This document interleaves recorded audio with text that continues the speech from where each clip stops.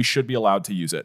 And then the other big one that's actually happening really soon, it's going to end by the end of this month, is Getty Images sued Stability AI, which is another AI generating company basically. And Stability's argument, same thing. They're really saying like, we transform it. It's an original creation.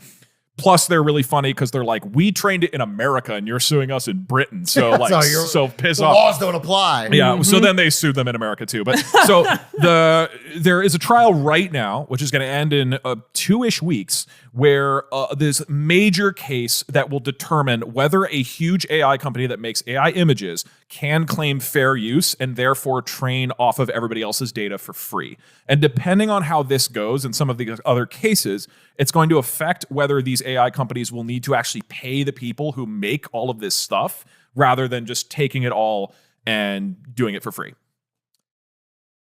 Well, it seems to me like a game of almost infinite impossible whack-a-mole, because you're talking about suing all these individual smaller AI companies that are infringing, but every model is doing the same, or training on similar data. So it's kind of yes and no. So like a lot of them will train on the same pool of data, but you know, for example, Stability, like they made Stable Diffusion, which then people use for various models. So I think there'll still be the big players who have the money and the funds to make like a really strong foundational model for images that other companies branch off of. If you sue the underlying company, then you kind of stop a lot of it.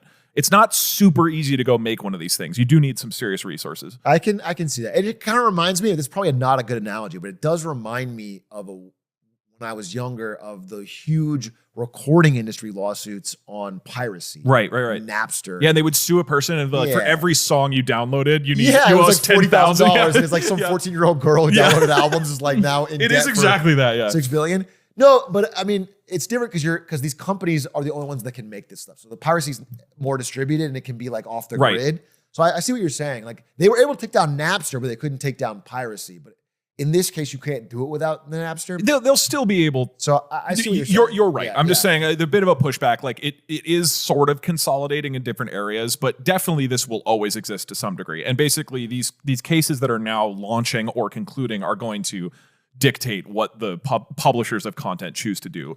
Well, so far they aren't suing individual people.